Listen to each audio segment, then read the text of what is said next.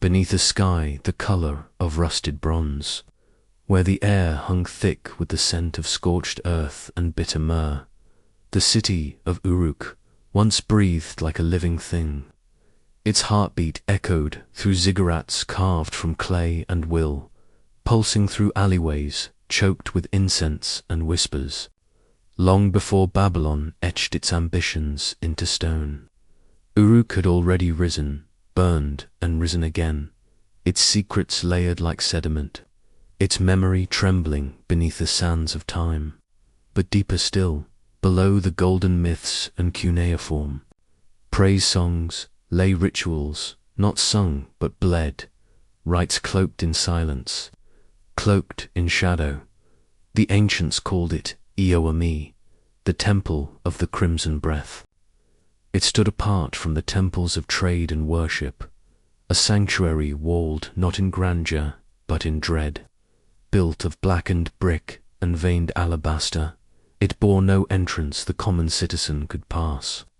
There were no chants in its courtyards, no laughter in its chambers, only the flickering of oil lamps and the slow dripping of something that was not always water.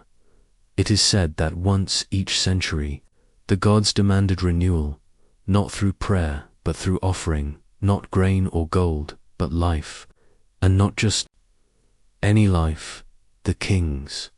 The rite began in silence. At dusk, the royal household would gather, robes dyed in crimson, eyes downcast, faces painted with ash. The high priestess, always veiled, always barefoot, would raise a curved obsidian blade toward the western sky, where the sun fled the horizon like a hunted beast. She would utter a single word, lost now to history. It was called the word of undoing, believed to unweave the soul from the body. The king would then step forward, unarmed, unarmored, his crown replaced with a wreath of black reeds. But the king was not executed, no, he was unmade. Ancient tablets speak of the draining of the vessel. Some took this to mean bloodletting, but others believed the vessel was the king himself, emptied not just of blood, but of memory, will, lineage. His body was anointed in red ochre, his eyes covered with polished jet.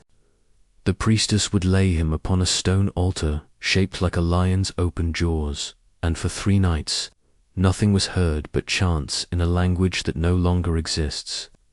Then, on the 4th morning, a new king would emerge, or rather, a reborn one, but not always. There are accounts carved in the oldest stone foundations of Uruk that tell of kings who did not rise, of dynasties that ended without war, without famine, simply ceased. Royal seals abandoned, records stopped mid-sentence. A new line would begin, often without explanation, ruled by one who bore the same name but a different face.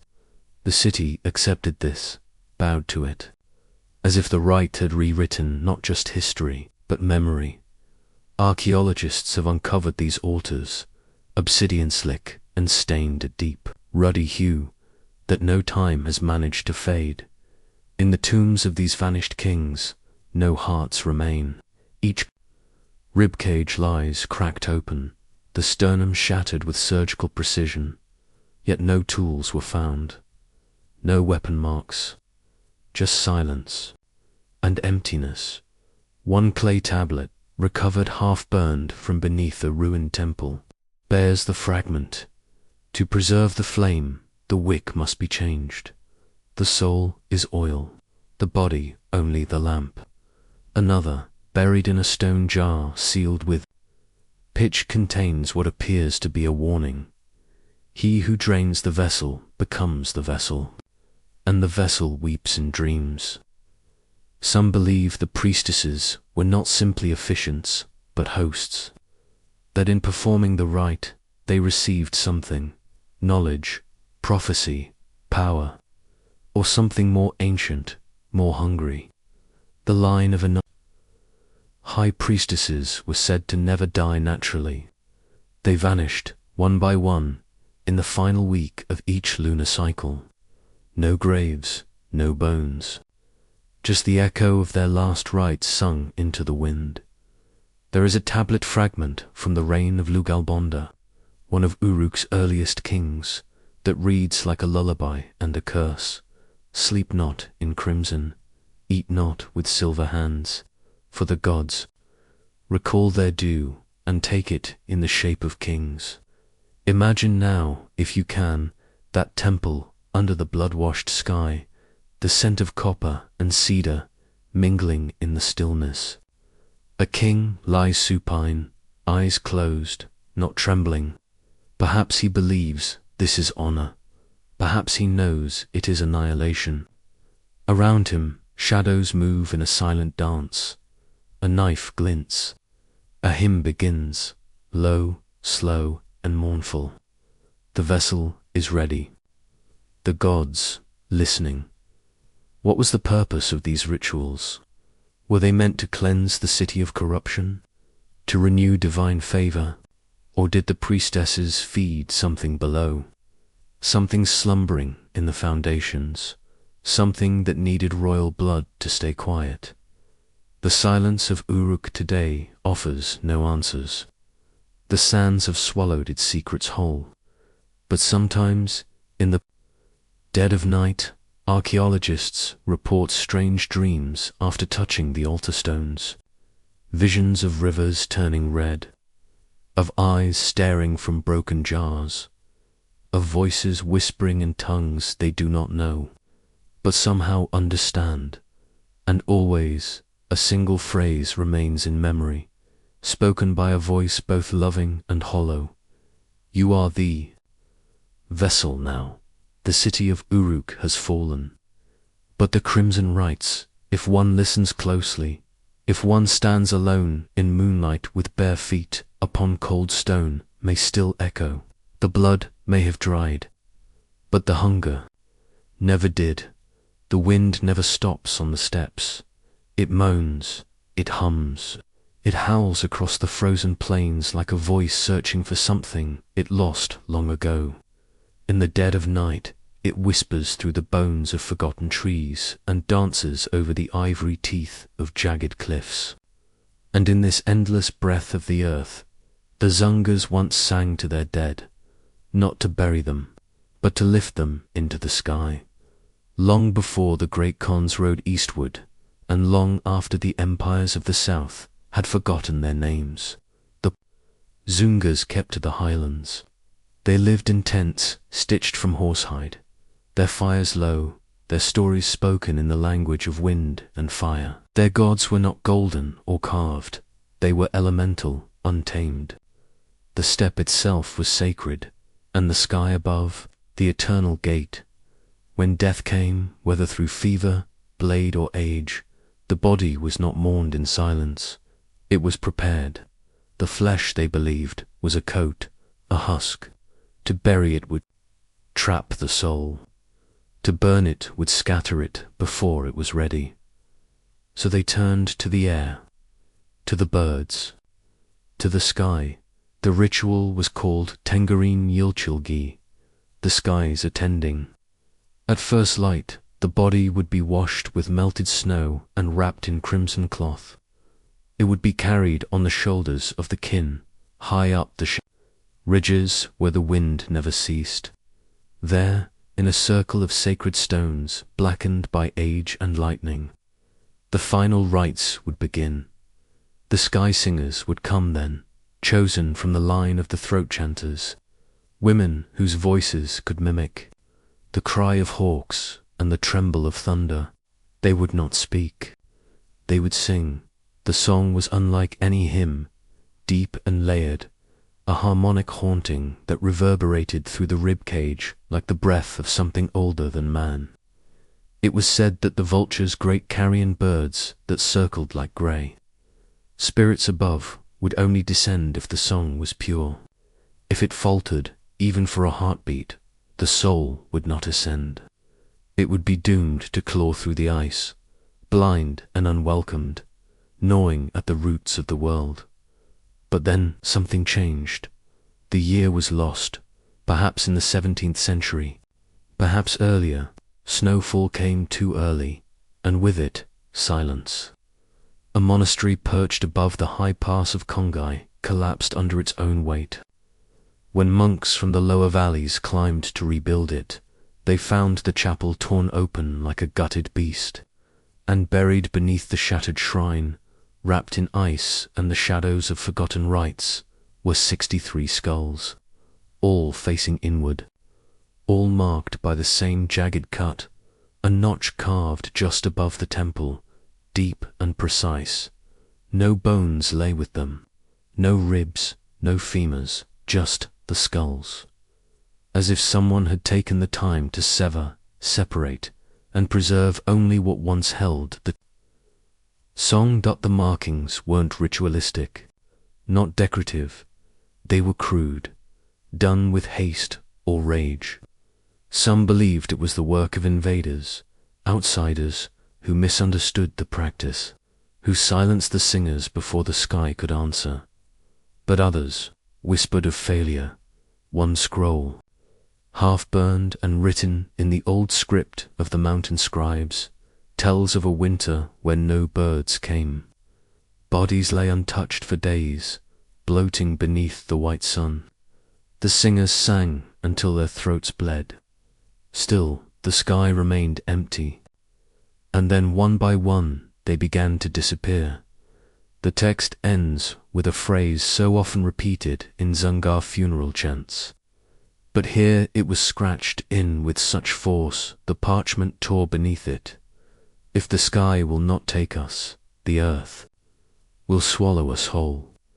To the Dzungars, that was the greatest curse in the years that followed. Tales spread of wanderers who stumbled upon the high stones of the ritual ground and heard voices not echoing from above but rising from beneath, whispers that clawed their way up through frost-bitten rock. Birds refused to nest there. Foxes circled the site without approaching, and every few winters, when the snow melted just right, someone would find a piece of red cloth fluttering from a buried crevice, fresh, as if laid there only yesterday.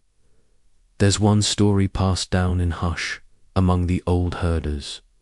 It speaks of a young singer, Anyera, daughter of the last sky chanter.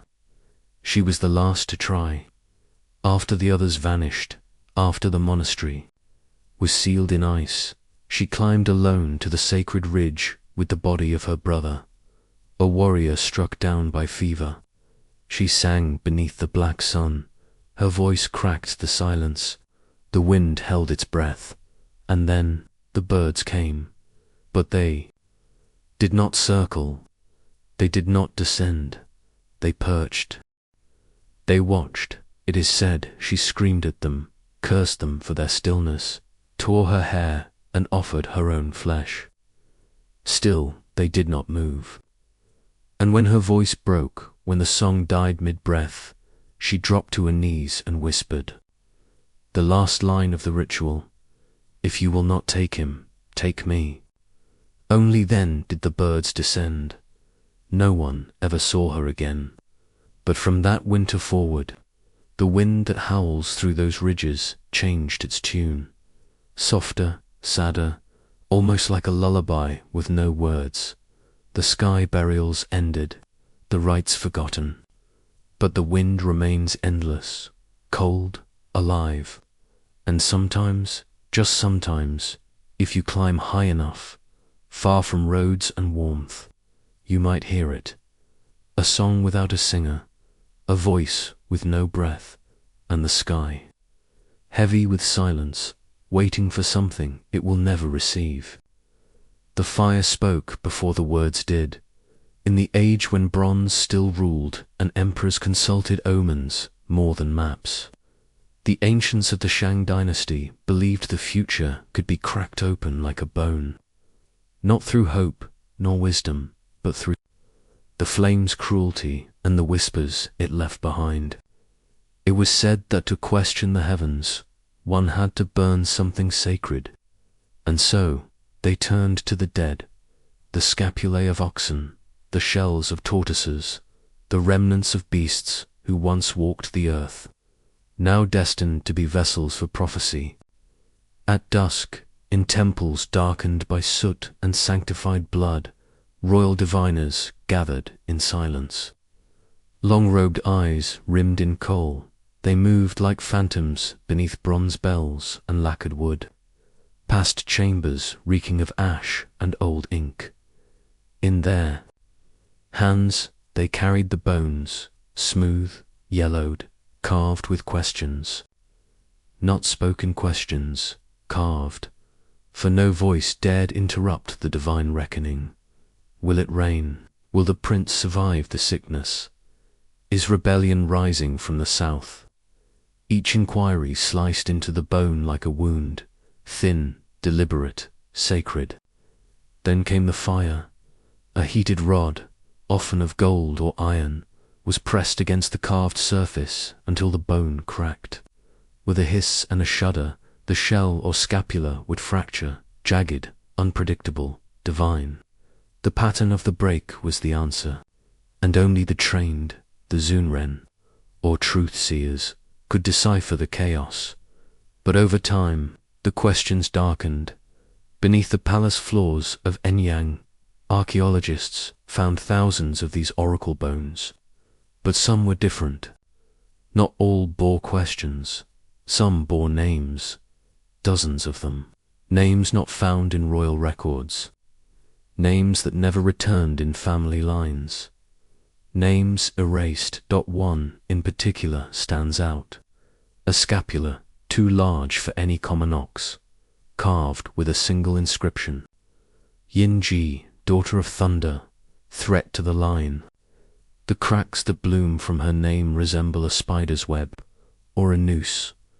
No mention of Yinji exists in any history book, but near her bone, 7 others were buried in a stone jar, sealed with wax, all bearing women's names, all marked with the same pattern. Their bones never burned for prophecy again. Their names, it seems, were not questions, but commands. In time, the palace priests began to vanish, quietly, without scandal, without trace. Some say it was political factions warring in silence beneath the emperor's gaze, but others whisper of something far older, far colder. One legend, still told in the shadowed corners of Henan province, speaks of the fire that answers back. A curse born when a seer dared to ask a question he was forbidden to speak. How long shall the dragon line reign? The bone, they say, did not crack. It screamed. Those who heard it, 3 priests and a scribe, went blind by morning. One walked into the river and never emerged. The other 2 disappeared into the archives and sealed the doors behind them. When the emperor broke the seals, weeks later, he found them curled beside a smouldering brazier, eyes intact, minds shattered. And in the center of the chamber, carved into the stone floor by a hand that bled, the bone does not lie. You did, after that, the divinations changed. The fire grew colder, the bones more brittle. Answers became riddles, then nonsense, then silence. The last recorded oracle ritual took place on a winter solstice. The high priest asked no question. He simply placed his own name on the shell and held it over the flame. When it cracked, no one could read the pattern. They buried the bone beneath the temple and set the chamber ablaze. When it was uncovered centuries later, the name was still there, untouched by soot or time. But the crack had spread, not in lines, but in symbols. Symbols no language recognizes, as if the bone had answered in a tongue from beyond the stars. Now the bones rest in museums, cleaned, labeled, placed beneath glass. But those who spend too long studying them, who trace the grooves with too much curiosity, report strange dreams of fire without heat, of names spoken by shadows, of bones that twitch in silence when the lights go out, and always, in the distance, a voice like cracking ivory, murmuring from beneath the world. What would you ask, if you could never forget the answer? The bones no longer scream, but they still remember. The temple had no door, no steps, no carvings to welcome the devout or warn the foolish. It sat alone atop the limestone hills of Hattusa, veiled in fog that never quite lifted, wrapped in silence as thick as wool. A temple without an entrance, and within it the echo of feet that once moved in perfect circles. Dust remembers what stone forgets, and within that forgotten place, the dust still bears the imprint of narrow sandals worn thin by ritual. The mute priestesses, they were called, chosen at birth, offered, not asked. Their mothers wept in secret. Their fathers bowed their heads.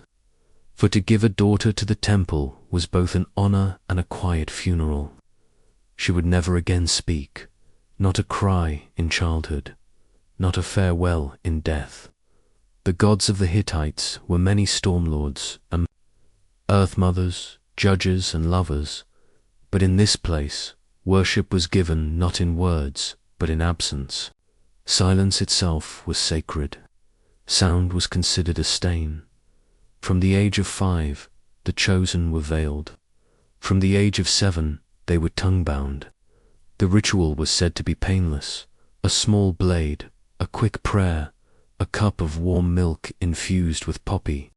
Some survived, some bled out quietly. The survivors were no longer girls. They were vessels. The stone basin at the heart of the temple bore their offerings. Milk poured into the mouths of carved idols, faces with no eyes, mouths stretched wide in mockery of speech. The priestesses would sway in rhythm to drums made not of hide, but hollowed bone. Their bodies became language, every gesture a verse, every motion a plea. The gods, it was said, heard them more clearly than any spoken word, and yet something went wrong. One cuneiform tablet, buried beneath the ruins of a nearby granary, speaks of the silence that broke. It describes a night when the stars vanished, not clouded, but gone, and the priestesses danced to fast. They bled from the ears. One collapsed, trembling. When she opened her mouth, no tongue remained, only blackness, as if her throat led not to a body, but to something else. The high oracle forbade the rite for 7 moons. But on the 8th, the veils were donned again. The silence returned, and with it, the vanishings. First the youngest, then the eldest. No cries, no footprints leaving the temple, just absence, as if the air had claimed them. Archaeologists found no graves, no bones, but behind a cracked slab wall they discovered a chamber, circular, windowless, carved entirely from obsidian, and in the center a single sandal, child-sized, resting in a pool of congealed wax. Around it, inscriptions spiraling out like a spider's web, repeating the same 3 words in the old tongue. She is listening, not they, not we, she. Who was she? Some believed the temple did not serve the gods of the empire, but something older, something predating even the sky worshippers. A deity not of thunder or harvest, but of void, of unspoken things, of silence so deep it devours meaning. There is a legend passed down in fragments, once recited only by toothless elders in whispering dialects no longer written. It tells of a voice buried beneath stone, a goddess whose name is not spoken but implied in breath. It is said she sleeps in silence and feeds on forgotten prayers, that every time someone dreams of speaking but cannot, she stirs, and those who serve her, the mute ones, are not her slaves, but her ears. To dance without music, to bleed without scream, to vanish without trace. This is how you honor her. The temple still stands, cracked, weather-worn, forgotten, but sometimes, under the winter moon, hikers passing through the ruins report strange dreams, of circles that never close, of girls without faces, of a voice that cannot be heard, only felt, in the marrow, and the sound of bare feet pacing in dust that no longer moves. Do not call her name. She doesn't need your words. She already hears everything you do not say. The forest does not speak.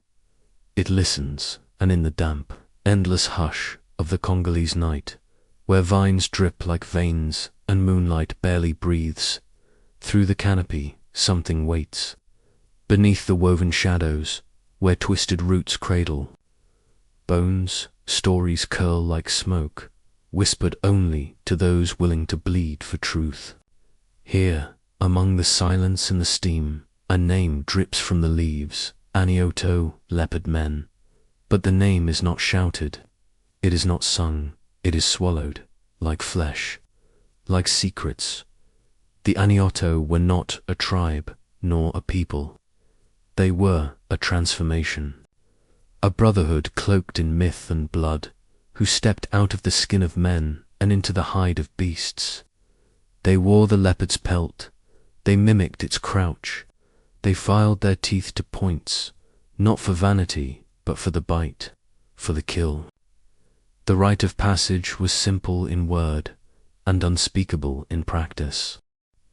An initiate would be taken deep into the forest, beyond the reach of any village drum, where no gods dared follow.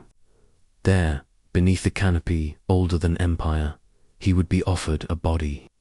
Sometimes it was a stranger, sometimes a brother, sometimes the mother who bore him.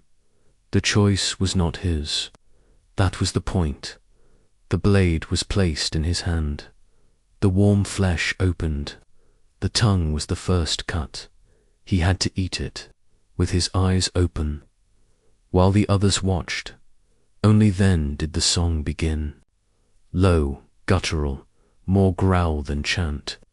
A dirge from jaws that had forgotten language, remembering only hunger. The blood smeared upon his face marked the threshold. He was no longer a son. He was an animal now, a guardian, a predator in service to something older than law. The forest took him in to the outside world, to the missionaries who trembled in their iron churches and the colonial officers who marched with rifles and fear. These were crimes. But the corpses told a different tale. Men found with their hearts removed, not torn, but bodies posed in circles, too deliberate for madness, their arms folded like dancers in mid-spin. No signs of struggle, no footprints but those of bare feet, and claw marks carved into bark. Some nights a howl would rise, not wolf, not man. Something between, and then silence would crash down again, thick as honey, in time. Stories bled into documents. Reports filed in trembling script spoke of children vanishing, of hunters found with teeth marks on bone. Always the same markings. A perfect arc, a bite too human for beast, too bestial for man. One colonial administrator, upon entering a village, whose priest had been found flayed and kneeling upright, wrote only 4 words in his diary. They walk in threes. When asked what it meant, he refused to answer. That night, he vanished. His boots were found near the riverbank, carefully placed side by side. Inside them, human toes, but not his. Elders from the Mangbetu spoke of a power that could not be killed, only fed. They said the leopard spirit does not choose, it takes. It waits for a man hollowed by grief, pride, or vengeance, and then it enters through the wound. The Anioto, they whispered, were not men in masks. They were the vessel. They were the continuation of something sacred and terrifying. Their initiation was not just cannibalism. It was a surrender of self. To eat flesh is to remember what you truly are. One ritual, long forbidden and buried in story fragments, describes the midnight pool, a black basin hidden in a cave, where water and blood swirled together until the initiate saw not his reflection, but the beast he was becoming. It was said that if he hesitated, if the human in him resisted, the others would drown him in that pool, murmuring thanks as his last breath left his body in crimson bubbles. The forest keeps no records, but it does remember. It remembers the songs sung beneath bone altars, the gurgled laughter of men who forgot their names, the silence that followed every kill. It remembers the mother who called her son's name, even as he sank his teeth into her neck. It remembers the line between love and madness dissolving under a red moon. Even now, travelers say that in some corners of the Congo, where the trees grow too close together and the wind smells like copper, they feel eyes, yellow, patient, ancient, and sometimes, just before dawn, they hear something moving, not on four legs, not quite on two, something that stops when you stop and waits, when you pray, because the forest does not need your words. It has fed on your kind before, it will again, and somewhere, far beneath the moss and the rot, the Anioto still dance in circles, teeth gleaming, hearts pounding, songs unsung, waiting for another soul to offer itself to the dark. They say that desert has no memory, but that is a lie. Beneath its windswept silence, beneath the dunes that move like ghosts in prayer, the salt remembers. It clings to bone and breath, two secrets scorched beneath a sun too proud to set.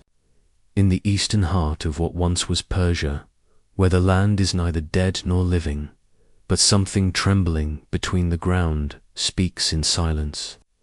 And if you listen long enough, you may hear the whisper of women who once walked through flame and did not scream. They were called the mothers of Ashdod. No men followed them, no temples bore their names. Their sanctuaries were hollows in the earth, caves etched by wind and the weeping of stars. The walls were carved, not with tools, but with the slow reverence of fingers coated in soot. Each chamber was sacred, lined with altars of black salt and cracked bone. And though time has tried to erase them, the desert still keeps the shape of their footsteps, bare, bleeding. Unafraid, they wore no robes, no gold, no sigils of kings, only veils of salt stretched over their skin, thin as breath, delicate as lies. Their bodies were painted with the dust of crushed obsidian, black as morning, sharp as truth. When they gathered, they did not speak. They hummed, a low, tremulous sound that moved through the caves like wind caught in a funeral shroud. It began at twilight, one by one. They descended into the sanctum, carrying torches lit from the bones of desert trees, their flames dancing low and hungry. The fire pit at the center of the chamber was not merely a hearth, it was the mouth of judgment. Around it, names of the dead were etched into salt slabs, husbands, sons, unborn daughters. To speak these names was to summon their breath once more, and as the chanting grew, slow, rhythmic, aching, the fire grew with it. Then came the trial, chosen by lot or by vision. A mother would step forward and walk barefoot into the flames. No pleading, no trembling, no glance behind. As her feet met the coals, she would recite a single name, a soul she wished to speak with, or a sin she could not release. If she withstood the fire, if her body did not yield, If her voice continued past the moment her skin should have blistered, she was named a seer, touched by the ashes of divinity, a vessel between the living and the unseen. But if she fell, if her voice cracked, if her knees gave way, if she became smoke, she was not cursed, she was sanctified, a martyr, an offering to the silence that watches all things burn. They were not madwomen, they were not witches, they were memory, and yet, centuries later, long after the empire that ignored them crumbled into its own dust, something strange was found. A sanctuary, half buried in the salt flats, uncovered by a rare and terrible storm. Inside, the stone walls still bore the charred fingerprints of obsidian hands. The fire pit had gone cold, but surrounding it were bones. Dozens, women curled, in poses of prayer, hands still clasped, vertebrae bowed in eternal genuflection. But something was wrong. The skulls, they were fractured, not by heat, but from within, split clean down the center, as if something had burst through. And strangest of all, no ash remained inside the pit, only salt, piled high, white as bone, shimmering faintly with something, ... black ... What had they seen before they died? Some believe they called down spirits, too vast to behold, that the name spoken in those final moments tore reality wide, just long enough for their minds to fall through.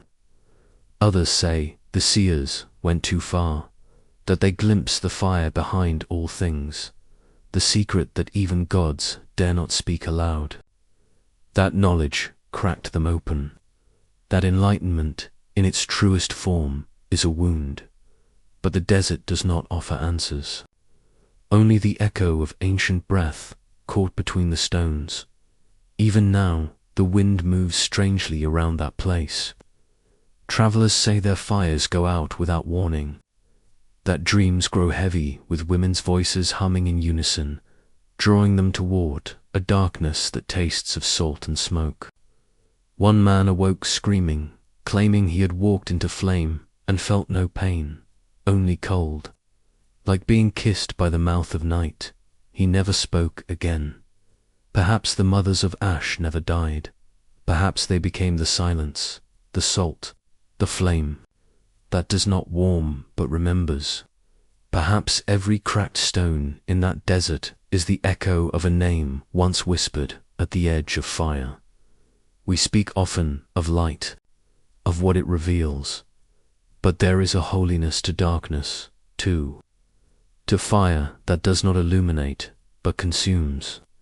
To women who did not run from the flame, but entered it willingly, seeking not salvation, but memory. And perhaps that is the deepest mystery, not what they saw, but why they walked into the fire to see it, in the folds of Mount Parnassus, where the stone breathes mist and ancient gods sleep in the marrow of the cliffs. There is a silence deeper than death. It coils through the olive groves and stirs the dust that once clung to prophecy. And if you place your ear to the coldest rock at twilight, you might hear it, the voice of a child, whispering something you were never meant to know, long before Delphi became the throne of Apollo, before the Pythia's golden veil, before the scent of laurel choked the air with reverence. There were others, little ones, girls. They called them seers, but they had no names, only numbers, only offerings. They came from distant villages.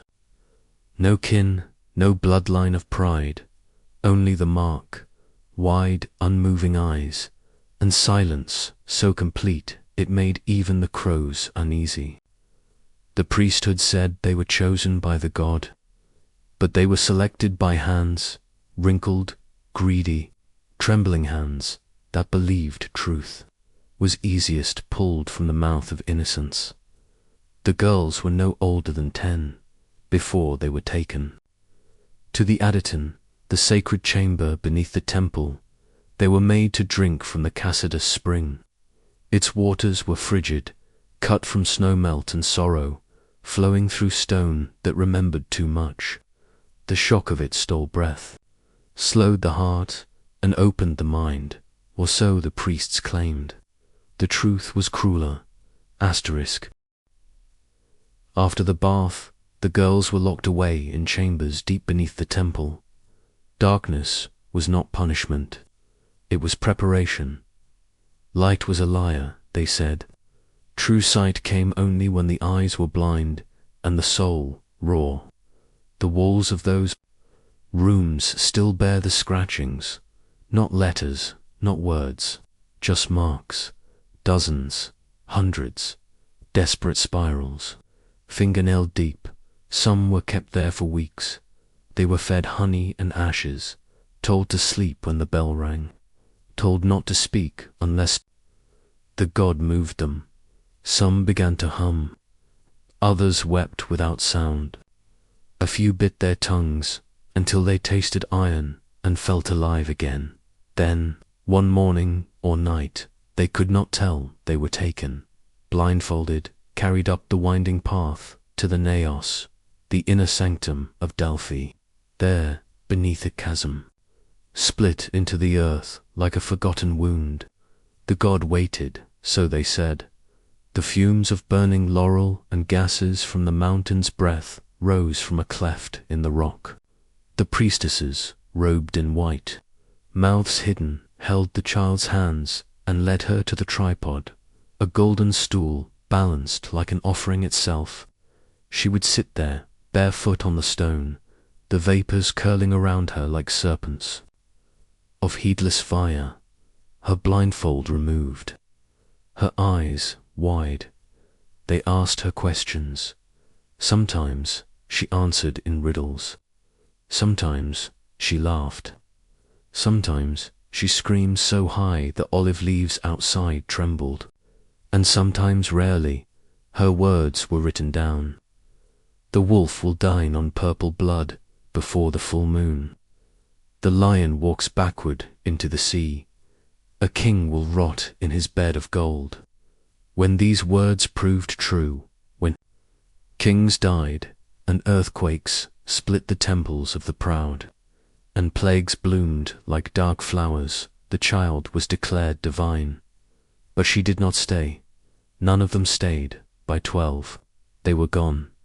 The priests said the strain was too much for such fragile vessels, that the god's voice, even in whispers, shattered the body like glass. But no graves were ever found, no names recorded. Just one thing, deep in a forgotten archive, found buried behind a false wall in the sanctuary ruins, an inscription carved by a priest, whose name had been scratched out. It spoke of purifying the vessels, of a potion mixed with hemlock and hyacinth, of a soft death, clean and holy. But the last line was what chilled even the driest scholar's blood. If the voice remains, and the girl lives, then the god is not within her. Only the dead speak true. What became of them, those girls who lived past their usefulness? Were they silenced by cup or by blade? Or did some vanish into the stones themselves, their minds too full of secrets, their mouths sealed by fear? One whisper from a traveler tells of a woman, far in the north, blind and ancient, who spoke of fire beneath the earth and the blood of kings before it spilled. She laughed in riddles.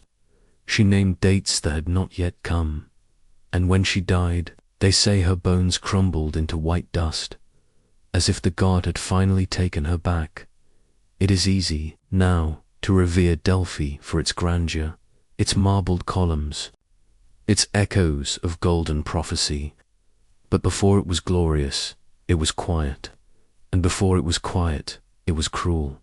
Children should not carry gods in their mouths, and yet they did. And still the mountain remembers. When the wind sighs through the temple ruins, it moves like a lullaby sung too late.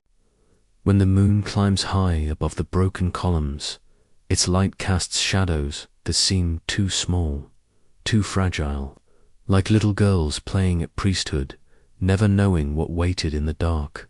And sometimes, just before dawn, when the mists are thick, and no birds dare sing, a single voice may rise from the old stones, soft, high, and terrible beneath a bruised moon, where the jungle breathes in slow, steaming sighs. The ruins of Chichen Itza hold their silence like a secret too sacred to whisper. Vines wind like veins through broken temples. The stone is warm to the touch, as if it remembers blood. And the wind does not howl here. It dances, in spirals, in veils, in circles drawn by unseen feet. They were called the veil dancers, not priestesses, not warriors. Something older, stranger, women who belonged not to the world of flesh, but to the moon's slow turning, and the obsidian shimmer of truth sharpened to a blade. Each night, when the silver crescent rose like a serpent's eye above the canopy, they emerged, draped in silk blacker than the night it touched. The jungle made way for them. Even jaguars held their breath when the rustle of veils stirred the air. Their steps led them, always to the same place, the temple of the warriors. At the top of that sacred pyramid, where once the living heart of kings had beat its last against cold stone, the women gathered in a perfect ring, and there they danced, barefoot, silent. The fabric of their veils shimmered like ink in motion, catching the moonlight and folding it into dream. Their arms moved in patterns no man dared to trace. Their feet struck the stone in rhythms older than language, and from their lips poured verses that no ear could remember come morning. Each line a spell, each breath a covenant. None of it was written, none of it survived, except in stone. One altar unearthed after centuries buried beneath. The jungle's hunger bears their likeness. 7 women, frozen mid-spin, their veils trailing like smoke, but their faces gone. The stone shows no heads, only clean, bare necks, as if their very identity had been offered. It is said by whispers in Maya bloodlines, by stories passed from grandmothers who never blinked when the moon was full, that the ritual ended the same way each time. With stillness, the music would stop, the dancers would kneel, and the youngest among them, always the youngest, would step forward, obsidian blade in hand. Her veil would fall, revealing not beauty, not fear, but devotion so pure it burned. She would not speak, she would not tremble, she would kneel before the altar and place her neck upon the stone, and the others, still kneeling, would sing. One final note, then silence. There were no screams, no ceremony, only the thud of the blade, the weight of sacrifice. The pooling warmth of belief made flesh. What power did they believe? They stirred with such surrender. Some say it was Ixchel herself, goddess of the moon, of midwives and madness, of weaving and war. She who watched over the tides of blood and birth. The dancers were her daughters, they say, not by womb but by wound. Others say they danced for something darker, a force older than gods, a slumbering eye beneath the temple, waiting to awaken, not with rage, but with hunger. A hunger for the rhythm of devotion, for the surrender of the self, for the perfection of pattern completed in death. The truth is shrouded, swallowed, because no dancer ever returned. Each night a new girl was chosen, trained, veiled, given verses that would never be passed on. And each time she ascended, she did so knowing she would descend only in story, if at all. There are no burial sites, No names etched in walls, just veils. Hundreds of silk strands found caught between the stones of the temple, some blackened with age, some stained with something. Darker dot, and the blades, obsidian, razor sharp, balanced perfectly for the final act. Dozens found buried in a circle beneath the altar, each wrapped in cloth marked with a crescent, each waiting. The jungle has swallowed their voices, but not their presence. Even now, when the moon leans low and the fog curls thick around the ruins, some say you can see them, figures, faint and swaying, atop the temple of the warriors. No feet touch stone, no voices rise. Just veils caught in a breeze, no wind stirs. It is not a haunting, it is a ritual, repeating. The dance never ended, it only slipped into shadow, and perhaps that is what makes it sacred. Not the spectacle, not the sacrifice, but the silence left behind. The silence that knows what the world has forgotten, that some truths are meant to be bled, not spoken. So sleep now, beneath your warm sheets and starless ceilings. Let your dreams drift away from the edge of the jungle, from the shimmer of veils under a silver sky. But if you ever find yourself at Chichen Itza, alone beneath the moon, and the wind begins to circle your ankles like silk, do not look up. Do not follow the sound, because not every dance was meant for the living, and not every offering ends at the altar. They found the tomb by accident. A fault in the limestone wall had cracked open during a heat wave, the earth groaning softly in the dawn like something turning in its sleep. Near Tel El Amarna, Akhenaten's forsaken city of sun and heresy, a cave revealed itself, veiled by centuries of sand and silence. At first, it looked unremarkable. A burial shaft, shallow, dry, forgotten, but beneath the dust, the stone glistened, not from gold, but from honey, thick, dark, ancient. The scent rose first, sweet, cloying, but tinged with rot, not the rot of flesh, but of time, of memory, of something preserved too long and never meant to be found. Inside, there was a body, bound tightly in reeds, its shape slender and delicate, more cocoon than corpse. Every inch submerged in golden honey, now hardened to amber resin, its shine catching the lamplight like a whisper. The face was hidden, the limbs wrapped, but something within it breathed a presence, still, weightless, watching.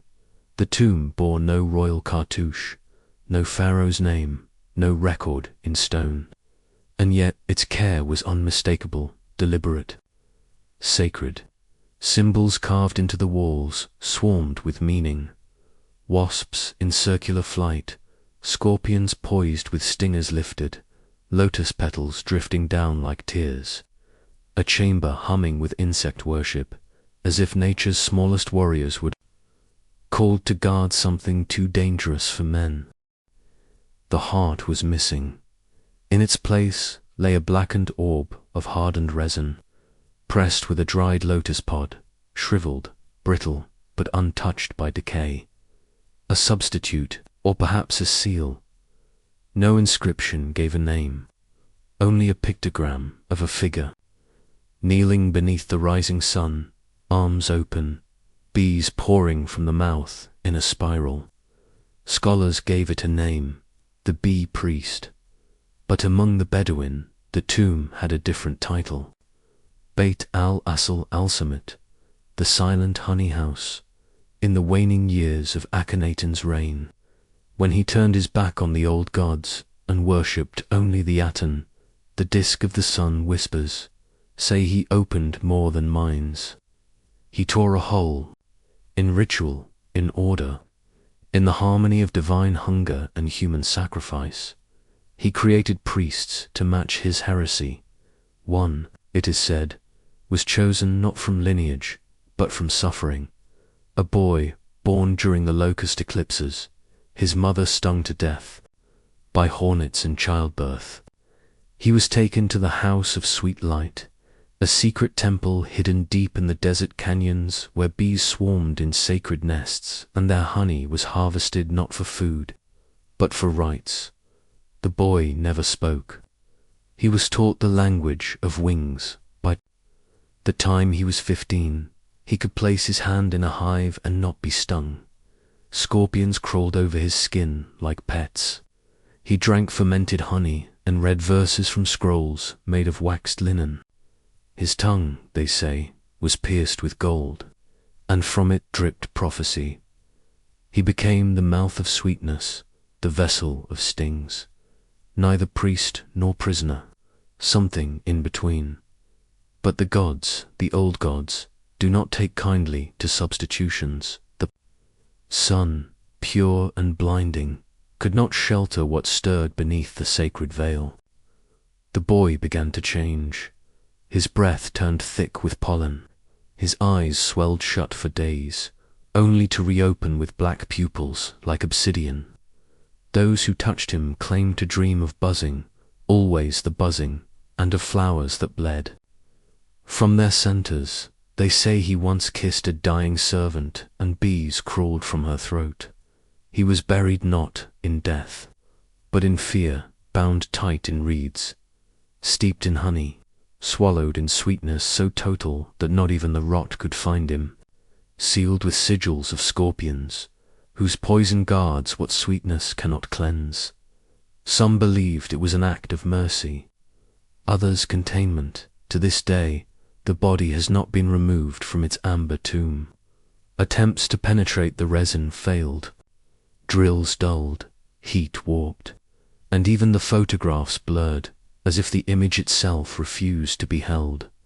One archaeologist, who insisted on analyzing a scrape of honey, fell ill with hallucinations. He spoke of wings under his skin, of a voice humming from within his teeth, of a queen in a black hive waiting beneath the sand. He retired the next day, blind in one eye, and whispering in his sleep in the soft night air of Tel El-Amarna.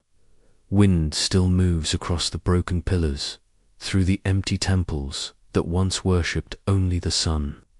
But beneath the ground, in that sealed chamber, the honey does not settle it. Shifts slowly, glistening as if breathing. What curse did they try to sweeten? What sting did they attempt to trap in amber?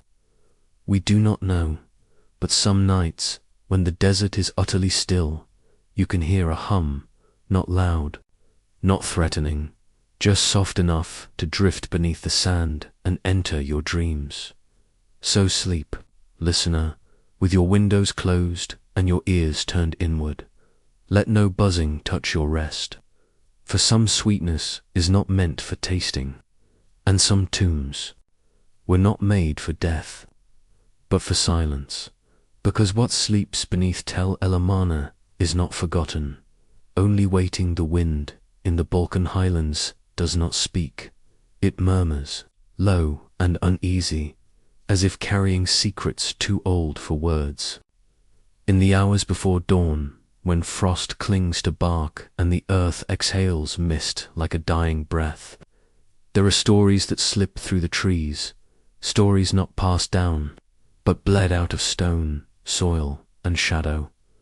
One such tale came from the mouth of a shepherd who had never seen the sea, whose eyes were always looking up at mountains, too ancient to remember their names. He found the mound by accident or by invitation, a circular rise in the earth where nothing grew, not even weeds. The sheep refused to tread near it. His dog whimpered at its edge. But the shepherd, perhaps dreaming or cursed, began to dig. What he unearthed was not a grave, it was a warning. At its center lay an iron crown, blackened by rust, its spikes dulled, but still pulsing with a quiet gravity. Around it, a circle of human teeth, scattered like offering stones. The bones of hands curled in gestures of prayer or agony. Shards of mirrors, all broken inward, their silver flaking like old skin. Burned parchment curled like dead leaves. The letters too scorched to read, but the scent of ink still sharp. No name marked the tomb, no banner, no heraldry, no sigil of kingship, only the crown and the inscription, etched on its inner rim in a language older than Latin, older than Slavic. Tongue, quae lucium devorvit. He who devoured light, the shepherd fled. He was found days later in a nearby village, his mouth sealed with wax, his hands blistered from holding something far too cold for iron. He never spoke again, but in his sleep he muttered names. Names no one recognized, not as people, but as emotions, dread, hunger, betrayal, names not meant to be named. There is no record of this king, and yet, in fireside tales, in the hush between mountain storms, the elders speak of a reign cloaked in shadow, of a ruler who forbade daylight in his court, who sat on a throne of carved obsidian, beneath ceilings painted with stars even at noon. He fed not on bread nor wine, but on the terror of endings. On prophecy torn from living mouths, they say. He invited 12 advisors, wise men, dreamers, priests, to counsel him in the matters of war and fate. Each night one was given wine mixed with poppy and root. As they slept, mirrors were placed around their heads, angled to capture every twitch, every whisper of soul departing when they died, their faces frozen in fear or awe. The king's scribes shattered the mirrors, fed the shards to a furnace. Then the ashes were mixed with oil and smeared across the king's eyelids as he dreamed. He saw futures, or believed he did. His reign was not marked by battles or temples. It was marked by silence, the kind that draped over valleys like fog.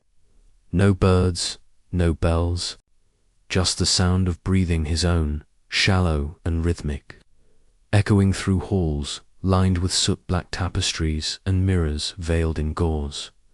They say his people began to disappear. First the elders, then the singers, then the children born, under eclipses, all taken to the inner chambers, never seen again. Only the smoke rose, sweet with marrow and incense, and the king, more spectral than flesh, emerged only to weep beneath his iron crown. Weep not out of sorrow, but necessity. Tears were sacred in his rites. They softened the veil between waking and vision. The crown absorbed them, rusting more with every drop. One by one, the advisors were used up, and when none remained, the king turned to his own blood. They say he carved open his arms and mixed the red with lamp oil, setting flame to mirrors cracked with his own reflection. He began to lose his name, his voice, his face, all given to the flames in trade for knowledge he could not hold. When his kingdom crumbled, if there ever was a kingdom, no enemy marched in, no rebellion stirred. It simply ... ended, vanished like breath on glass. Only the crown remained, that and the nightmares passed down by shepherds and stonecutters. Always the same dream, a figure with no face, seated in darkness, holding a mirror to your mouth as you sleep, watching, waiting, listening for the last word you will ever speak. And always, in the dream, the crown sits beside him, weeping. The crown now rests in a museum vault, under layers of lead and prayers. No one touches it, not because of rules, but because the interns refuse. One claimed it whispered in her sleep, in a voice she knew but could not place. Another saw his own eye reflected in the iron, even in the dark. There are things that should not be remembered. There are kings that ruled not over land, but over silence, over endings, over the light we carry in our hearts when all other lights fail. And perhaps, deep in the hills where the moss grows thick and the sheep still refuse to wander, the soil dreams uneasily because crowns, like curses, wait, they rust. Yes, but they do not forget. The wind in Anatolia is not always gentle. Sometimes it drags its feet across the plains like a mourner, low and mournful, threading through the broken teeth of ancient ruins. And in the buried bones of Çatalhöyük, beneath layers of compacted time and sacred ash that wind learns to sing, they say the earth remembers what we forget. But in this place, it does more than remember. It whispers, the settlement sleeps. Under centuries of silence, yet it once pulsed with life, stone homes packed close, walls painted with ochre bulls and blood-red handprints. Fires once flickered in clay hearths. Children ran barefoot across rooftops. And always, beneath the floorboards, the dead listened. Here, the living built atop the bones of their ancestors, the tombs not distant, but close, folded into the breath of daily life. But there were other tombs, deeper, older, carved not beneath homes, but into the harder stone beyond the edge of the settlement, sacred, hollowed chambers sealed with care.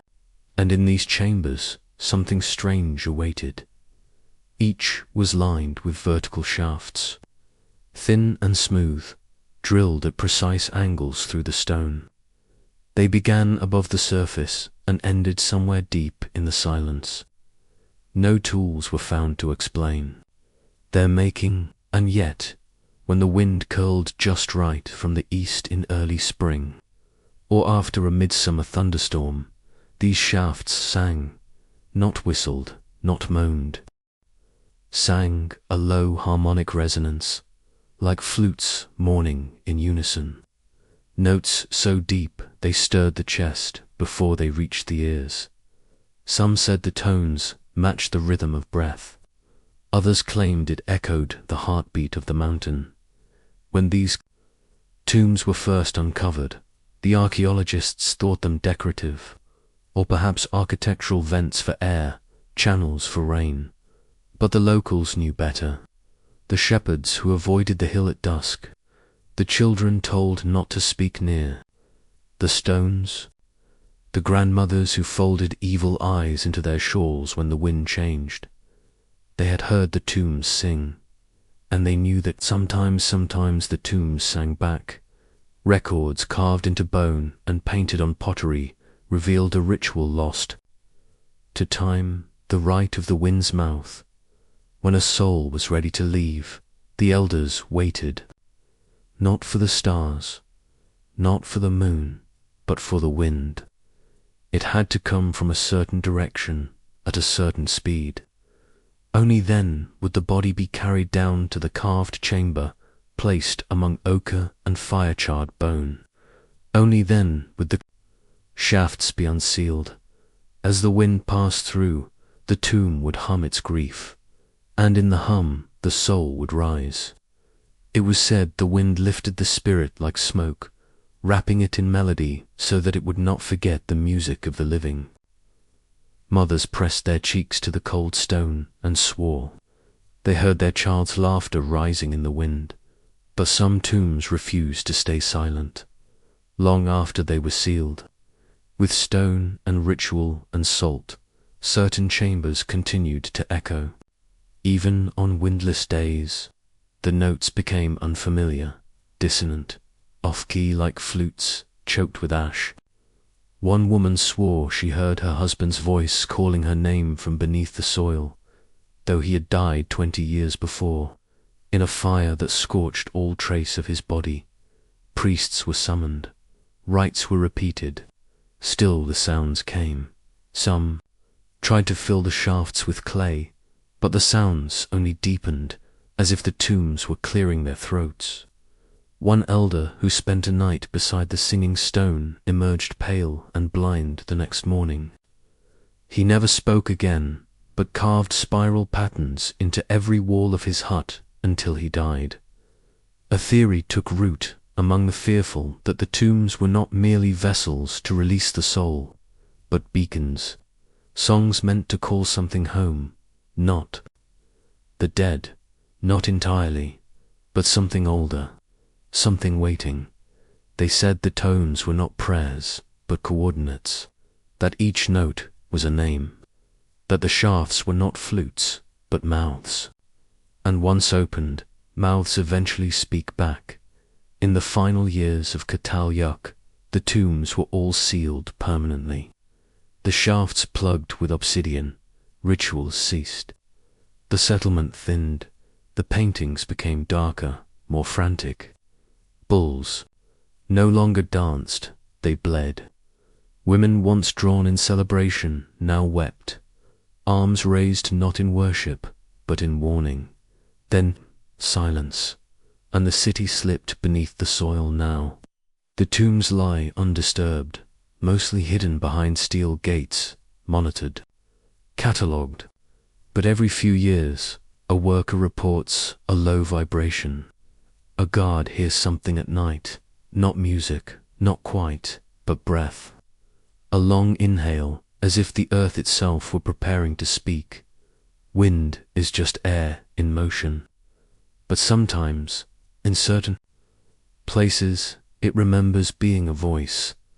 And in the singing tombs of Çatalhöyük, the dead may still be listening, not for release, but for response. So, when you next walk where the wind bends the grass, and the hills seem to murmur your name, listen closely. If you hear the earth begin to hum, walk softly, do not answer, and never sing back. There is a lake in the Carpathians that does not reflect the sky, even under moonlight. Its surface broods crimson, a still, dark stain on the earth, as if some ancient wound was never allowed to close. They call it lacula. Sanjero's the bloody lake, and the wind that brushes its surface carries the taste of iron. The villagers do not speak of it at noon, when the sun is bold, but near the solstice, when the days stretch thin and the nights press close, they remember. They bolt their windows. They place sprigs of wolfsbane by the door, and they whisper warnings to the children. Never follow the singing past the trees. Never drink from the lake. Never walk barefoot on the red shore. But long before it was feared, it was worshipped, before the forest grew thick with secrets. Before Rome laid its roads through these mountains, the Dacians called this land home. A proud people, bound to the stone and snow, whose rites were carved not in scrolls, but in the marrow of the earth. Their gods had no names, only echoes. Their temples had no roofs, only stars, and their greatest altar was not made by hand, but by time. The crimson lake, it was not always red. That came later. After the blood, the old songs speak of a gate in the water. Not a metaphor, not a vision, a true crossing. A mirror too deep to touch bottom, where the soul, freshly untethered, could pass into the mountain's heart. But the journey was not given freely. It had to be bought, and the price was always blood. Each solstice, when the veil thinned, when the stars wheeled just right, the priests gathered in silence, not robed in gold, but in ash, their faces smeared with the dust of ancestors. Around the lake they formed a circle, each bearing a hollowed stone bowl carved from the bones of the mountain. Black with age, smooth with use-dot, from the forests came the chosen, sometimes willing, sometimes not. They were not sacrificed in haste. There was no frenzy, only reverence, a stillness like the breath before dawn. The blade was not sharp, but sacred, drawn slowly across the throat, allowing the blood to pour, not on the earth, but into the stone. One drop, two, then poured upon the lake's surface. Where it did not disperse, it sank as if the water itself drank. They believed this act bound the spirit of the dead to the land, not in mourning, but in eternal guardianship. The Dacians did not fear death, they welcomed it, a return, not a departure. And in that crimson offering, they saw not loss, but transformation. When Rome marched eastward, crushing gods and burning altars, they found resistance in these mountains like nowhere else.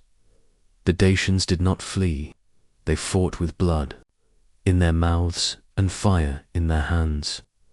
Legionnaires sent to occupy the region reported strange visions near the lake, ghostly figures walking through fog, voices humming from beneath the water, blood seeping into the soil even in the absence of rain. One centurion, hardened and twice promoted, went mad after a night posted near the shore. He was found babbling about eyes beneath the surface and the mountain that breathes. Before he could be brought back to Rome, he vanished into the mist. Only his sword was found, wet, warm, waiting. The final accounts tell of Roman soldiers stumbling upon the Dacian priests in mid-ritual. They expected chaos, but found stillness. The priests stood unflinching, blood in hand, as if offering not surrender, but invitation. The soldiers slaughtered them where they stood, burned the forest, salted the lake, but the water did not boil. It drank, and for days after, the lake glowed, faintly red, not from sunlight, but from within. Generations passed, empires rose and fell, the cults dissolved, but the lake remained. And every solstice, despite all reason, the waters darken, not by flood, not by bloom, but by something else. In recent years, a core sample was taken from beneath the silt. It was meant to test sediment levels, to understand the lake's age. But what it revealed could not be explained. Human hemoglobin, ancient, preserved, still echoing through the layers of water and time. How does blood live where no body remains? The villagers no longer ask. They know some truths are not meant to be solved, only survived on the coldest nights. When the frost clings like breath to the glass, travelers claim they hear singing by the lake, a low melodic hum, as if the wind itself were remembering a forgotten prayer. Others speak of shapes in the trees, not men, not beasts, but watchers, tall, silent, wrapped in the scent of smoke and iron, and some, foolish or cursed, have tasted the water. They return different, slower. Their eyes no longer focus. They dream in languages no one taught them. They speak of gates beneath the surface and voices that rise in the night. The crimson lake does not seek worship now. It only waits for blood, for memory, for the echo of footsteps returning to the shore.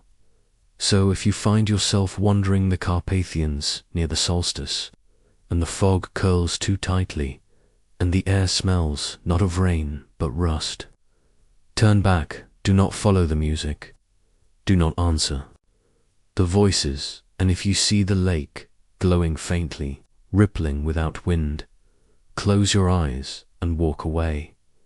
They say sound never truly dies, that a whisper, once birthed into the air, echoes forever in places where silence knows how to. Listen in the deep, rose-burnished silence of Petra, where the stone itself wears the hue of old blood and forgotten incense. Such whispers seem to curl around every corner. The air feels thick with memory, and the cliffs speak in breathless pauses. The Nabateans carved their city not with tools, but with reverence, as though the very desert rock were a living thing that required coaxing, not conquest. Temples rose from canyon walls, like secrets unfolding, smooth, solemn, eternal, and beneath those temples, jars, not many, not in plain view, hidden beneath altars, sealed with ancient tar, buried in small clusters, as if to anchor something that once drifted too close to the veil. The first of them was unearthed at dusk, as the sun died in streaks of orange across the ridges, and the wind, dry as bone, slid between pillars, like a mourner with no voice left to grieve. The jar was unremarkable at first glance. Simple, ceramic, unpainted, its neck carefully bound in blackened resin. A preservation method, they assumed, perhaps for perfume, oil, dust. But there was no scent, no liquid, nothing. Just a weightless void that pulsed faintly when held near the chest, like a heartbeat long buried, still echoing through the clay. One of the workers, a young man named Firas, laughed nervously as he cracked it open. He held the jar close to his ear, like a child might hold a conch to listen for the sea. Then he froze, his eyes widened, his mouth opened as if to scream, but no sound emerged. He trembled, seized, then collapsed, mouth still agape, eyes locked, on something no one else could see. He did not die, but he never spoke again. He only stared and hummed a high, almost imperceptible note, like the ringing left after a thunderclap, a sound that made the desert birds fly wide and far. After that, the dig halted for weeks. Fear is not an official archaeological tool, but it has its own weight. Yet some among the crew, especially those who knew the legends, were not surprised that Nabateans were a people of traders, builders, stargazers, and mystics. Their rituals blended earth and ether. They believed the breath at the moment of death was a passage, not merely air escaping the body, but the very soul slipping free. And if caught, if captured in time, that final breath could be sealed, like incense, like memory, for the gods to one day hear. These were not jars of ashes, not reliquaries of bone. They were vessels of last words, bottled prayers, whispers meant to echo into the beyond, and Petra built in curves and crescents. Like a celestial ear pressed to the cosmos was their altar. The texts are rare, etched into fragmented walls in flowing Nabatean script. One phrase repeats more than any other. His whisper returns when the stars align. Another, in clay, the soul waits. Over the decades, more jars were uncovered, always buried, always beneath sanctified ground. Most remained sealed. A few, when opened, gave off faint sounds, not quite language, but almost a hush that seemed to come from inside one's skull rather than the jar. One worker wept. Another heard their name spoken in their grandmother's voice, long dead. Coincidence, they said. Echoes of the mind. But no one could explain why every opened jar caused birds to vanish, insects to still, and shadows to stretch just a little too far. There were other stories, older still, of priests who would breathe into these jars the final confessions of the dying, capturing not just words, but the fear, the repentance, the ache of unfinished life. The jars would be buried with precise orientation, aligned with certain stars. Sometimes they would be left atop cliffs overnight, to season in the moon's gaze. Then entombed once their silence was complete. No one knows how many were made, or how many remain buried. The man who found the 12th jar, an older scholar named Dr. Halim, insisted on opening it alone. He'd spent years chasing whispers in stone, tracing desert lines like veins on an elder's hands. He believed, truly, in the sacred sound, that the soul was not a flame, but a note, a tone too sacred to fade. He cracked the seal beneath a full moon. He said nothing at first, only closed his eyes. Then, softly, almost reverently, he said, "It said, I am still here." After that night, he too stopped speaking, not out of fear, they claimed, but awe. He wrote pages, filled journals, but never again used his voice. When asked why, he simply pointed to his throat and smiled, as if a song lived there now that no language could shape. Petra, with its shadowed gorgeous and half-buried gods, remains a city of echoes. Tourists come and go, snapping pictures of the facades, the treasury, the monastery, never knowing what sleeps beneath. But the wind still dips strangely between the stones. And some say, on nights when the stars are dense and the moon high, if you press your ear to the earth and breathe slowly, you'll hear it. A whisper, a word without language, a sound without age, something ancient trying to return, carried not by air but memory. And so the jars remain, scattered, waiting, silent but not empty, holding within them something more delicate than bone, more enduring than gold, the breath of the forgotten, and the hush of a soul sealed in clay. Still whispering its name into the silence, snow falls in silence on the island of Hokkaido, thick, slow, and solemn, as if each flake carries the weight of memory. In the hush of winter, the forests breathe shallowly. Trees, black-limbed and dusted in white, stand like sentinels over the forgotten rites of a people whose voices now linger only in wind and stone. The Incan children of the northern frost carved their rituals, not for spectacle, but for communion. Their world was a tapestry of breath and bone, of spirits woven into rivers and foxes and flame. But beneath the snowy earth, where warmth vanished and the earth grew narrow and dark, they kept their deepest magic, a place not for the living, but for the passage between, beneath certain ceremonial huts, now reduced to rotted beams and matted moss. Archaeologists found signs of something hidden, not graves, not cellars, but tunnels, spiraling downward, bone-lined, carved with hands long gone and hearts unafraid of the dark. They call them mazes, but these weren't puzzles. They were maps, not of land, but of soul. The Innu believed the spirit, upon sensing its departure, required guidance. Not a priest, not a chant, but a journey.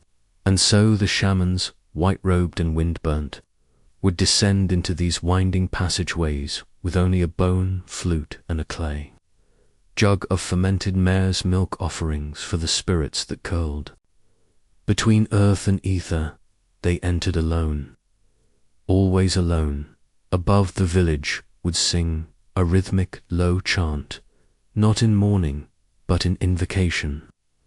The vibration of voices was meant to reach the tunnels like a rope through water, anchoring the shaman to the world of breath. But if, during that descent, the shaman heard the cry of the fox, a sharp, spiraling wail in the dark, it meant the soul had been lost. Some say the fox was the gatekeeper. Others claim it was the Devour in Innu lore. The fox, Kitsune, was a spirit of dual nature, wise, cunning, dangerous. It could lead or mislead, heal or haunt. It was the keeper of crossroads, especially those between life and the shivering unknown. There is a tale of a shaman named Tomo, whose visions foretold her own death in the turn of spring's thaw. She asked her apprentice to prepare the descent, to gather the bones of ancestors, polished and sacred, and shaped the path beneath the shrine. She insisted the center be left untouched, for something older waits there. She whispered, When the day came, clouds hung low like morning. Veils. The snow was still, but the wind had teeth. She descended as the chant began, her footsteps steady, her breath forming ghosts against the cold clay walls. She played her flute as she walked, a haunting, hollow melody, like weeping wind through a broken reed. Her apprentice sat above, listening. Minutes passed, then an hour, then the fox cried, not from the forest, but from within, a sound sharp and rising, neither animal nor human, but something stretched between. The chanting stopped, the air grew still. The apprentice, against all law and fear, lit a pine torch and crawled into the tunnel to find her. But the path twisted and twisted, then closed. He returned alone, eyes wide, hair turned white from terror or frost. He spoke only once in the weeks that followed.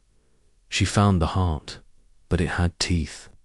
Years later, when another team unearthed one of these bone mazes, they noted something peculiar. No path ever led to the center. Every tunnel curved, turned, and mirrored, but none reached the deepest point. Not by accident. It was as though the very heart of the maze refused to be found, or worse, waited. The bones used to build the walls were not random. They were selected from deer, foxes, birds, humans, polished, arranged in precise angles. They hummed faintly when touched. Some were carved with symbols to faded to translate. But one repeated often, silence is the final teacher. Many of the tunnels remain sealed. Others have caved in, reclaimed by frost and moss. But in one, still partially open, researchers lowered a microphone. The feed returned no voices, no steps, but a tone, faint, rising, like breath through bone, and in the distance, something almost like a cry. Was it the fox, or something that learned its voice? No one enters the mazes now. Not truly. They linger at the mouths, they measure, they record, but they do not descend. Because what waits in that quiet spiral, that bone-clad descent into breathless cold, is not for those who seek, it is for those who are called. The Inu did not build these for death, they built them for return, for the slow unwinding of spirit. Through darkness, for the final offering to the unseen, for the soul to find its silence or its echo. In the company of bones and the wail of the fox that never forgets a name. And even now, when snow falls heavy and the trees lean close to listen, the forest breathes that same hush, that reverence, that pause between heartbeat and nothing. Somewhere below, in that eternal spiral, the flutes have fallen silent, but the maze still listens. There are places in this world where silence does not comfort, it haunts, where the wind does not sing, it whispers, and where the light of the sun seems to turn away, as though what lies below is not meant for its gaze.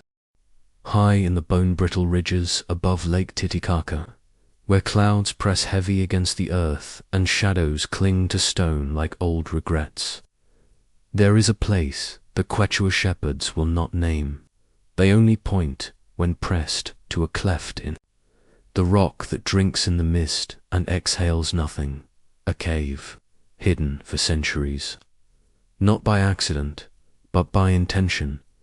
The Incas called it Naui Kewe Punku, the door of seeing eyes, though none who entered ever returned with their vision. Intact, when the seal was broken, an act perhaps never meant to happen, the explorers expected relics, bones, maybe a shrine. What they found instead froze every tongue.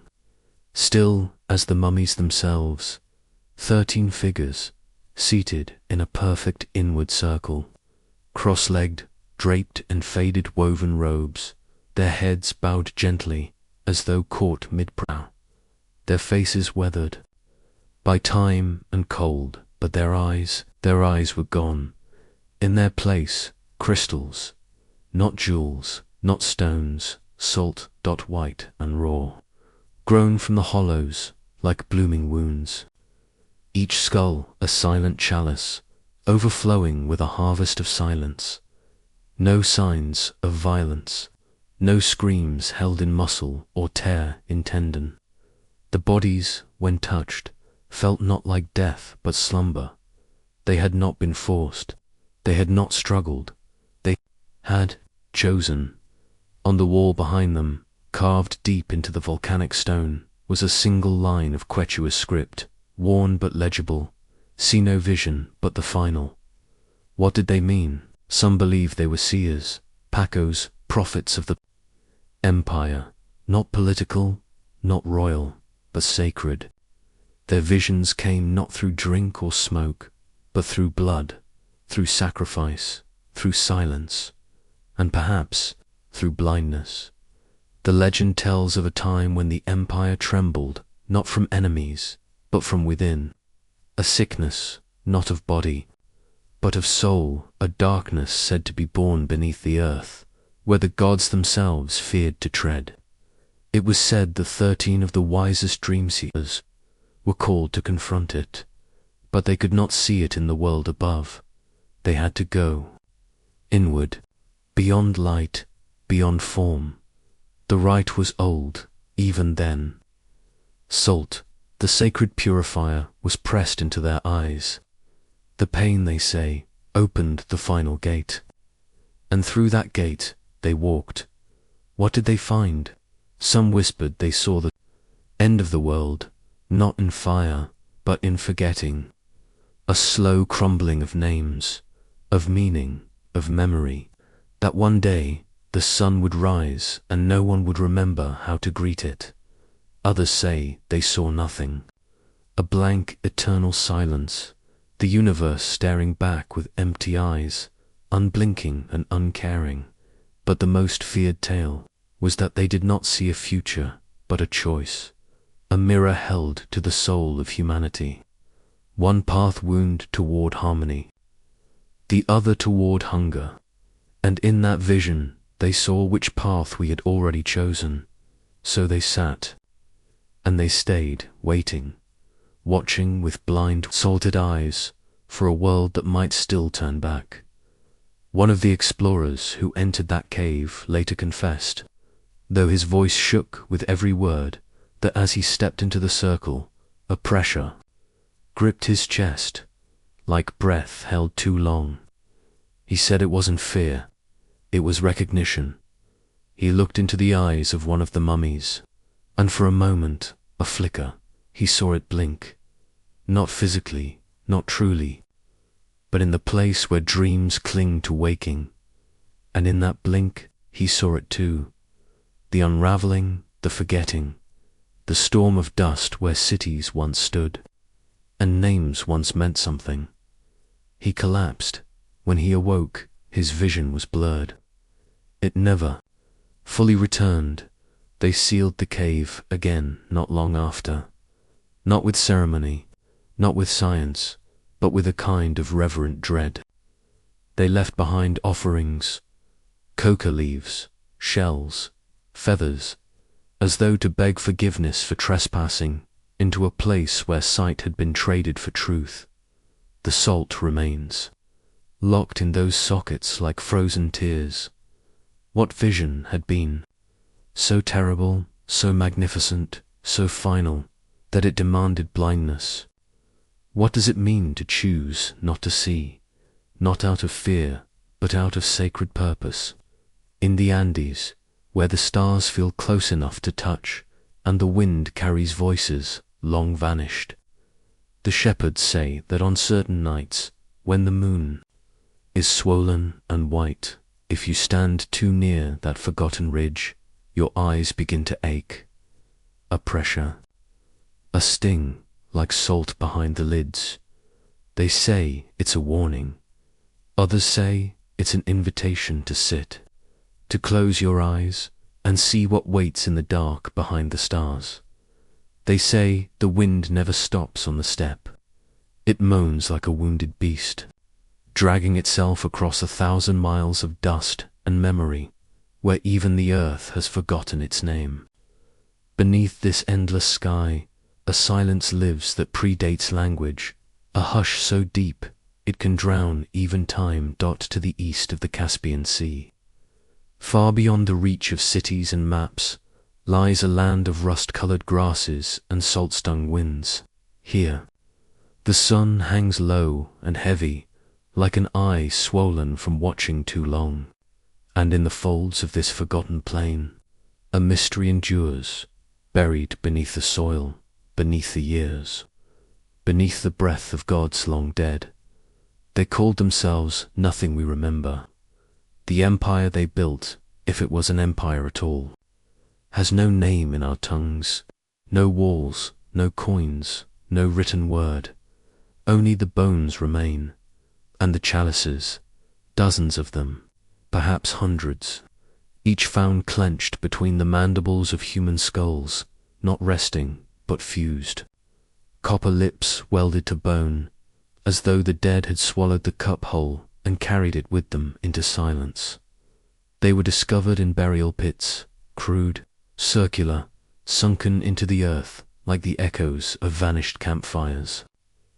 Each pit held its own hush, deeper than death, lined with relics of ritual, shards of carved antler, frayed braids of horsehair, and grasses long dead, still clutched in the mummified hands of the fallen.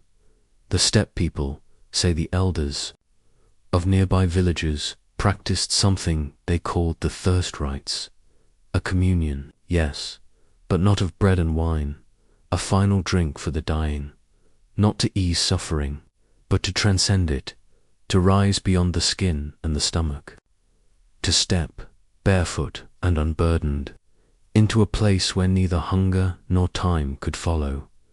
The sacred dew, they whispered, was drawn from the morning grasses, gathered with the tenderness of a lover's breath, before the sun could claim it. Only the purest dew, glistening like the tears of sky-born spirits, was offered, sipped in silence just before the soul departed. But when the copper vessels were tested, long after their stories had crumbled into dust, something darker was found. Traces of blood, human, some said, animal, others, opium, thick and ancient, still clinging to the seams, and something finer, stranger, ground bone, not crushed by accident, but ritually reduced, mixed in with the liquid like ash in incense. Was this communion or conquest, masked in sanctity? No one knows who these people were, or what gods they called upon in those final breaths, but the signs on their remains tell of agony and ecstasy intertwined, wounds healed and reopened, teeth filed 2 points, hands folded not in rest, but in posture, as if still gripping an unseen thread. One legend survives, in half whispers, carried on the wind by shepherds, who sleep with knives beneath their pillows. They say that long ago, when the steppes were green and the stars more numerous, a drought came that lasted 12 years. Horses died first, then the rivers, then the names. The people, desperate to endure what the gods had abandoned, turned not to war, but to vision. They believed thirst was not a curse, but a test, a bridge to something vast and unspeakable. Those closest to death were given the dew, sweet, sacred, laced with the crushed bones of the elders who had come before. And in that final sip, they glimpsed the veil.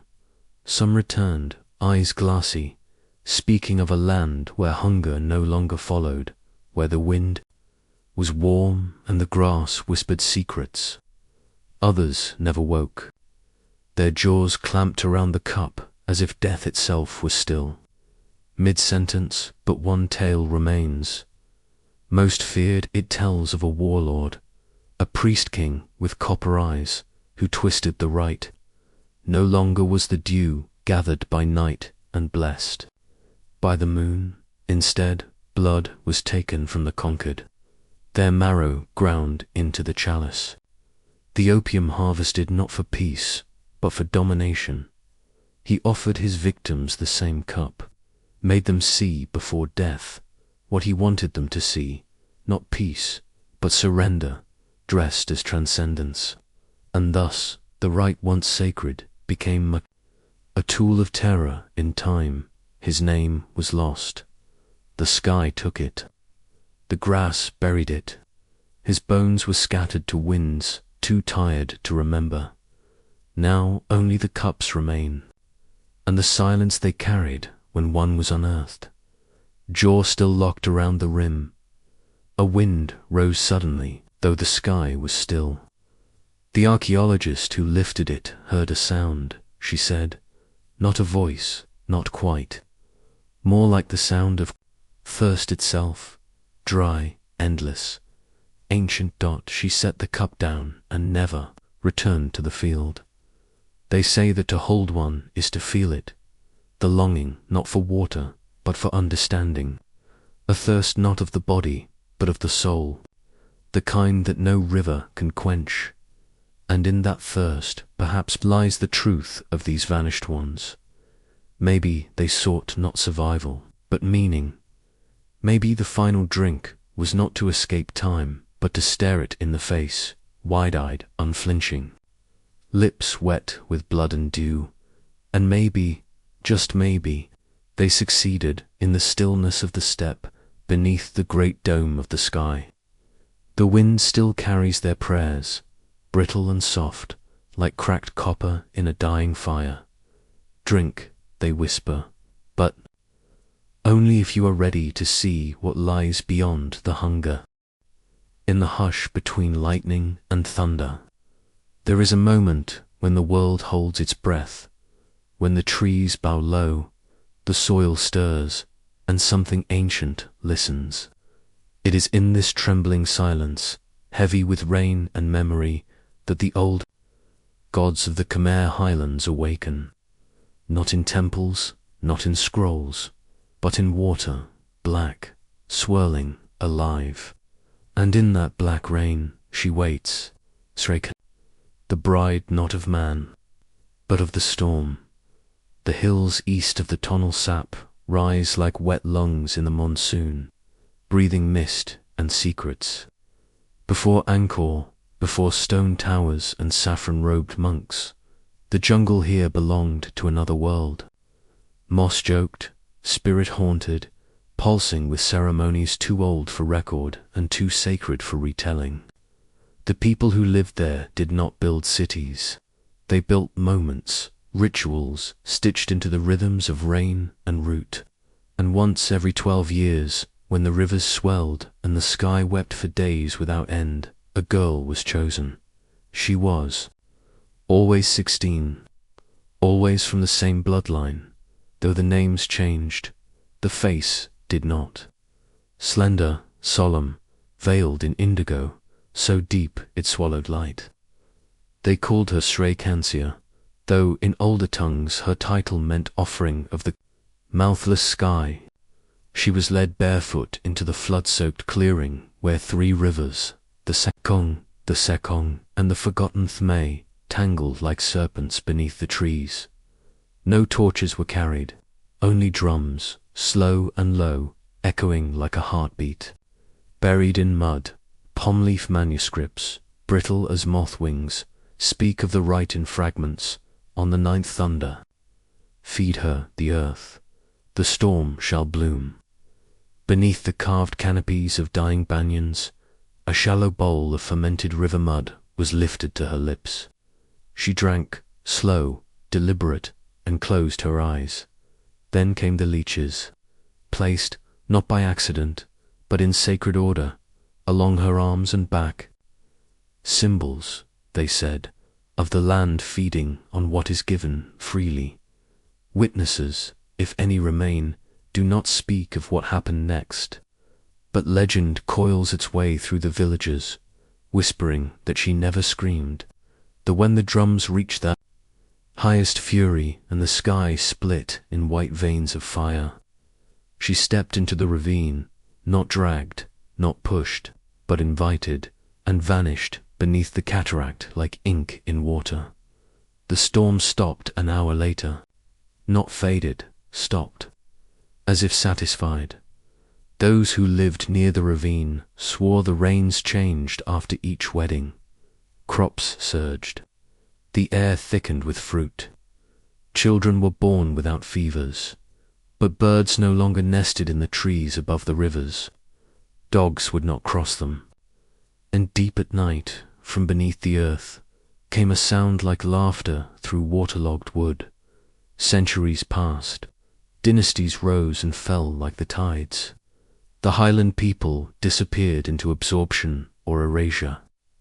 But in the vine-split ruins of temples older than Angkor Wat, images remained, carvings of women with smooth, eyeless faces, all turned upward, mouths parted, arms outstretched in rain, smiling. Rain, always rain. No weapons, no gods, just the presence of water and those who gave themselves to it. One stone relief, nearly intact, shows a hand reaching from a churning river, not in desperation, but in offering, clutching what looks like a bolt of lightning. Folded into silk, modern hands could not decipher the glyphs. The language is dead, but the patterns repeat. Spiral, eye, river, drum, a cycle, a contract, perhaps even love. For what is a wedding if not surrender? And what is rain if not the sky kissing the earth? There are still elders who, when the thunder rolls too long, place bowls outside to catch the first drops. Not to drink, but to listen. They say the water holds her whisper, that if you listen closely, you'll hear her name drawn into your marrow. Kansha, soft, slow, trailing like incense smoke through a dreaming room. One monk, now long dead, wrote in a faded journal of the last time he walked through those hills. He had been young, brash, disbelieving. But when the rains came, he saw something at the river's edge. A girl in indigo, barefoot, her arms outstretched, not walking, but gliding over the current. Her eyes were closed. She smiled. Then, as thunder cracked above, she dissolved into mist. He never returned, but the journal remained, wrapped in silk stained with mold and river silt. To this day, no one has found the precise ravine. The rivers have changed their course, as rivers do. Trees have swallowed what was left.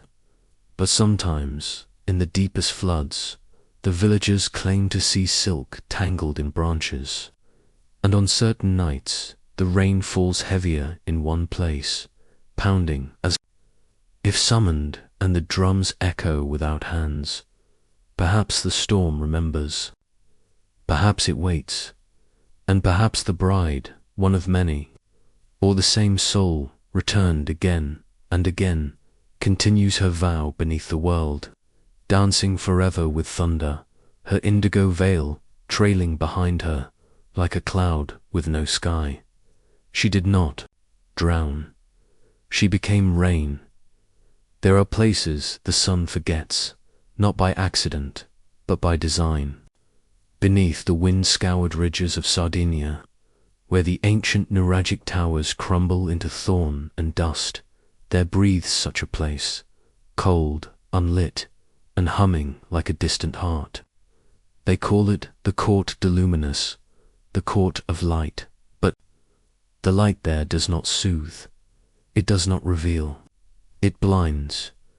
The miners who first uncovered the passage in 1864 did not speak of discovery with joy. Their picks rang against a seam of stone that did not echo properly. It swallowed sound. When the barrier broke, a rush of air greeted them, not stale, but fragrant. Wax, myrrh, and something metallic, like breath, caught on the edge of blood. One stepped inside and returned pale, shaking, whispering of voices that did not echo, and stones that sang when touched. The shaft was sealed within days, not out of fear, but reverence, as if the living had trespassed on something not dead, but dreaming, long before the miners, before Rome, before even Carthage. The Nuragic people built in silence, towering round fortresses with no mortar, no script, no empire, only stone, rhythm, and sky. They left behind no written word, but they left behind something deeper, the labyrinth, carved not above ground but into it, spiraling inward through chamber after chamber, each colder than the last. Walls bore no markings, save for long, shallow grooves, finger-widths like trails of melted wax. Local shepherds still whisper the tale around fires on storm-thick nights, of the candle and the spiral, of the rite that could summon memory from bone. The initiate, always alone, was blindfolded. A single beeswax candle was placed in their palm, already lit, with eyes. Veiled and vision denied, they entered the mouth of the labyrinth. The flame was not to guide, but to witness. The only way forward was by echo, footstep, breath, the tremor of one's own pulse bouncing off ancient walls. To stray too far from the spiral's song was to vanish. The candle was a thread between the living and the dead. Each chamber contained a spiral traced into the floor. In its center, a melted stub of wax. Around it, bones, human, kneeling, walking, frozen mid-motion, their skulls tilted slightly downward, as if listening. No record exists of what lay in the final chamber, only that those who reached it and returned would wake days later, unable to speak for weeks, their eyes light-blind even in darkness. When they spoke again, their words were fragmented, unearthly. Some sang in languages no one knew. Some painted visions of faces with no features, standing around pools of gold light. One carved a spiral into the stone wall of his hut, then walked into the sea and was never seen again in 1972. A small archaeological team reopened the first chamber under the guise of academic research. The air inside was still warm. In the center of the room sat the candle, melted to the floor in a familiar spiral. A waxy scent hung heavy, as though the flame had only just gone out. They say when the lead researcher touched the spiral, she wept, though she did not know why. Later, she dreamed of endless corridors filled with singing dust. She left the project within weeks and never worked again. The rest of the team sealed the chamber once more. Official records claim instability, but unofficially, they had heard something. A sound beneath the sound, not quite music, not quite voice, a thrum that vibrated in the blood like memory remembered by the bones today. The entrance is hidden beneath a thicket of oleander and thorn, watched only by wind and time. But the labyrinth still breathes. The candle still waits. They say the rite was never about light. It was about surrender, about walking into the spiral, not to find the ancestors, but to join them, to step outside the linear march of death, and time and circle forever in memory. The spiral does not end. It folds, turns, whispers. Those who follow it must not look, must not doubt. Only feel the warmth of the flame and trust it knows the way. Perhaps the court of light is not a tomb, but a bridge, not where the dead go to rest, but where they linger, luminous, humming, echoing through chambers, carved to mirror the mind itself, and in some quiet corner of Sardinia, when the wind dies and the sky is black, a shepherd may still place a candle in the grass and watch it flicker, in answer not to the breeze, but to a breath from beneath the earth. For in the spiral, time is not lost, it is returned, and the dead, perhaps, never truly leave. They simply keep walking.